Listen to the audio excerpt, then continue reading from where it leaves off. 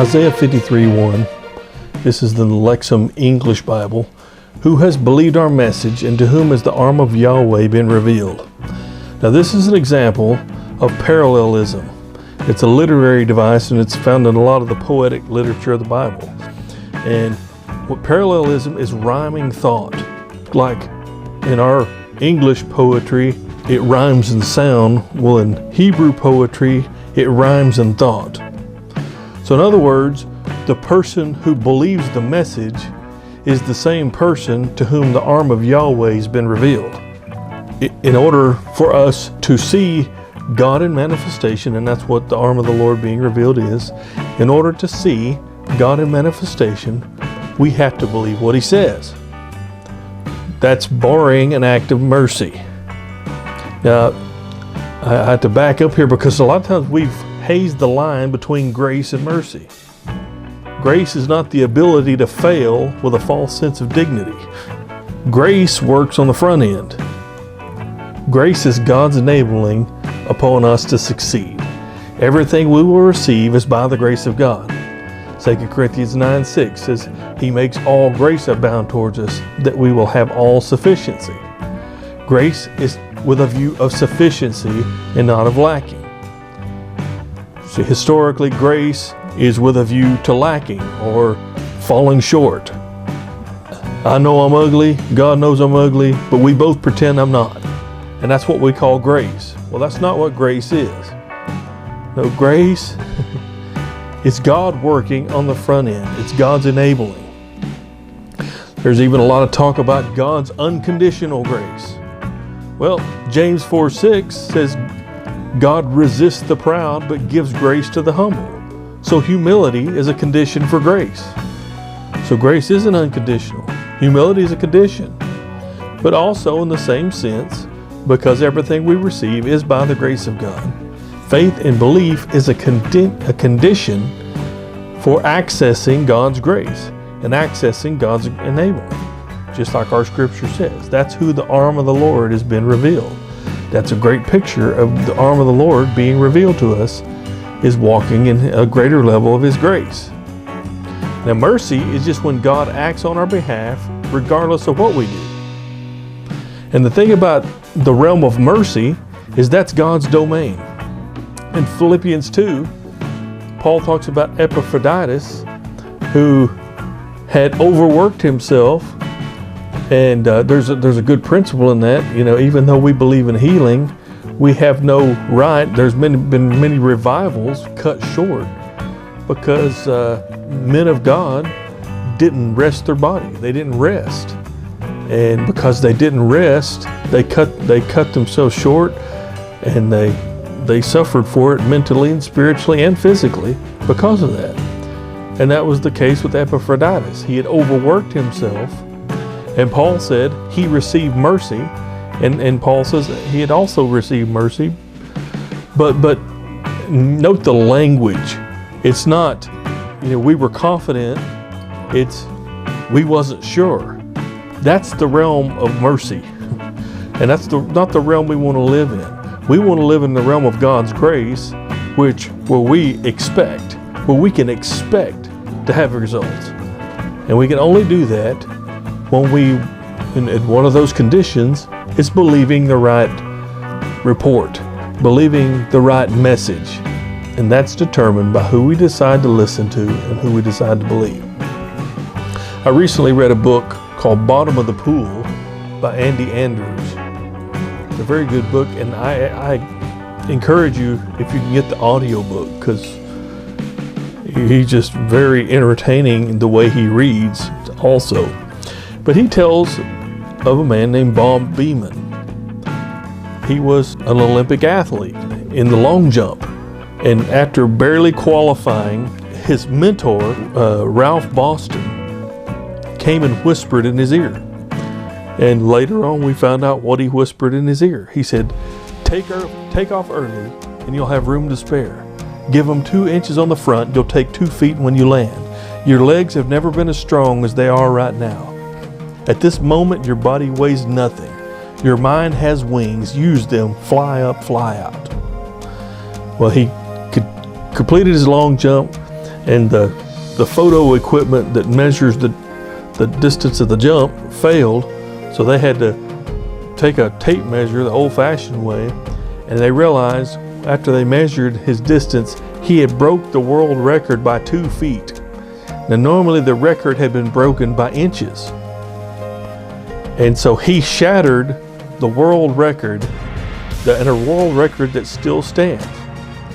So believing that right voice that day gave him almost supernatural ability in that long jump.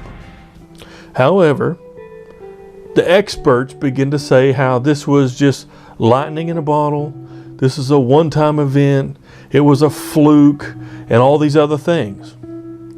It would almost seem that he believed those experts, those quote-unquote experts, because he never came close to his record again. So the voice of his mentor gave him wings. The voice of the naysayers and the doubters produced an anchor. So whose message are we going to believe? Recently we watched a Christian movie, and I'm going to talk about a couple of Christian movies, and I don't want you to think I'm down on Christian movies, because this was a good movie, so I'm not being critical. But in this movie, the person was sick and was fighting for their life, and like I said, I'm not being critical of this person, because there's a lot we could learn from this person. You know, the compassion that she showed. She was ministering to homeless people, and the compassion she showed, you know, and we as Christians need to remember we're Christians first and not political conservatives first. Sometimes we put our political conservatism, if that's even a word, ahead of our Christianity. You know, so, and we need to show compassion, you know, and we need to preach the gospel to the poor, because they're not just going to pull themselves up by their own bootstraps. They need a transformation by the gospel, and we're not going to do that if we don't have compassion. So there's a lot of things we could learn from this person about compassion. However, at one point in the movie, and this is a true story. This isn't just fiction. I'm not like the person that sent in a prayer request for somebody on their soap operas. This was actually a movie based on a real person. I need to point that out. But this lady comes into her husband and says, "I'm going shopping," because that's what healed people does. They go shopping. So I am going to put action to my faith. I'm going to go shopping, because that's what healed people do. Well, while she was out shopping, the doctor's wife comes up to you. I mean, you can just see the enemy's traps in this. The doctor's wife comes up and said, "Did you know that you were terminal?" And all throughout the rest of that movie, she starts making preparations for her funeral. She starts telling her husband, you know, "I want you to be happy and marry." And she had started making plans for her not being here. And just like Beeman, she listened to a different voice, and unfortunately she died. Now, like I said, we can learn a lot from this lady, and I'm not being critical. Then I seen another Christian movie. It had a different ending, and in this movie, I probably could tell you this movie.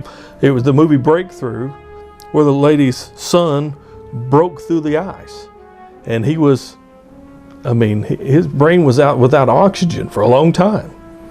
And just a very moving part of the movie, she comes in there and she speaks life. She said, "Holy Spirit, breathe on my son." And after they had done CPR to no avail, and this is based on what happened, and his heart began to beat, and he came back, but he was still unconscious. And anytime somebody would walk in the room and they would say anything negative, and they would talk about all these things, she would whirl on them. And she said, "You're not going to talk that way around my son, because we're in a fight." Well, in the movie, now I want to clarify this. This was in the movie. This is how the movie played out.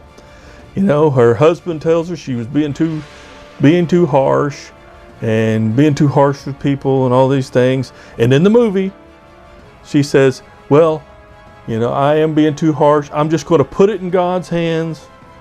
And, you know, and a lot of people prayed, and the boy came to and is healthy today. In the movie. Well, actually in real life, he was healthy. So I thought, well, put it in God's hands is way more fatalistic than I would have handled it. But I just chalked it up to, like we talked about earlier, God's mercy. I just thought God is merciful.